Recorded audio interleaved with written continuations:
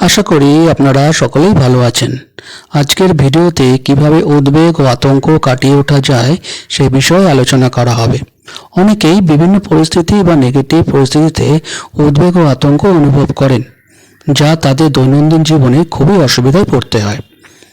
এই ভিডিওতে কিছু উপায় নিয়ে আলোচনা করা হবে যা আপনাকে উদ্বেগ ও আতঙ্ক নিয়ন্ত্রণ করতে এবং কাটিয়ে উঠতে সাহায্য করবে। যা করতে হবে সেটা হলো পালিয়ে যাওয়া এড়াতে হবে। যখন কোনো পরিস্থিতিতে বা নেগেটিভ পরিস্থিতিতে উদ্বেগ বা আতঙ্ক অনুভব হবে, তখন সেই মুহূর্তে অনেকেই সেই জায়গা থেকে পালিয়ে যান বা এড়িয়ে যান বা অ্যাভয়েড করেন। কিন্তু এটা দীর্ঘমেয়াদী সমস্যা সমাধান করে না, বরং এটি আমাদের ভয়কে আরও শক্তিশালী করে তোলে বা বাড়িয়ে দেয়। তাহলে সেই মুহূর্তে কী করতে হবে? সাহস সঞ্চয় করতে হবে। ভয়ের মুখোমুখি হতে ভয় পাবেন না, বরং সাহস সঞ্চয় করে সেই পরিস্থিতির মুখোমুখি হতে হবে। স্থির থাকতে হবে। পালিয়ে যাওয়ার পরিবর্তে যেখানে আছেন সেখানেই স্থির থাকতে হবে। শ্বাস প্রশ্বাসে ব্যায়াম করতে হবে। স্থির হয়ে দাঁড়িয়ে বা বসে শরীরটাকে আলগা করে বা শিথিল করে ধীরে ধীরে দীর্ঘ ও গভীর শ্বাস নিতে হবে। তারপর শ্বাস বন্ধ করে মনে মনে 5 গুনতে হবে।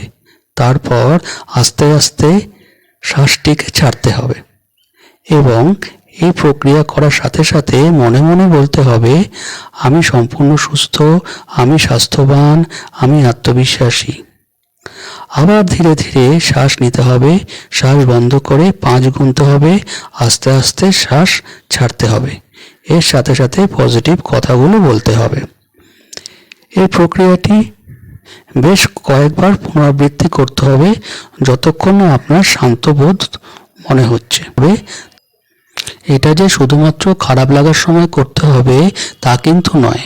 যখন খারাপ বোধ হবে তখন তো করবেনই, কিন্তু বাড়িতে একটা সময় করে দিনের মধ্যে 1 বার বা 2 বার অবশ্যই করবেন। আমাদের চিন্তাভাবনা অনেক সময় উদ্বেগ ও আতঙ্ককে আরও বাড়িয়ে তোলে। তাই আমাদের চিন্তাভাবনার উপর নিয়ন্ত্রণ রাখা অত্যন্ত গুরুত্বপূর্ণ। এর জন্য কি করতে হবে? চিন্তাগুলোকে চ্যালেঞ্জ করতে হবে। আপনার মনে যে নেগেটিভ চিন্তা আসে সেগুলোকে প্রশ্ন করতে হবে। বাস্তবতার সাথে তুলনা করতে হবে। আপনার চিন্তাগুলোকে বাস্তব কিনা বা কোনো বিজ্ঞানসম্মত যুক্তি আছে কিনা সেটা বোঝার জন্য বাস্তবতার সাথে তুলনা করতে হবে। আর সবশেষে পজিটিভ চিন্তাভাবনার চর্চা করতে হবে। আশা করি ভিডিওটি আপনাদের উপকারে আসবে।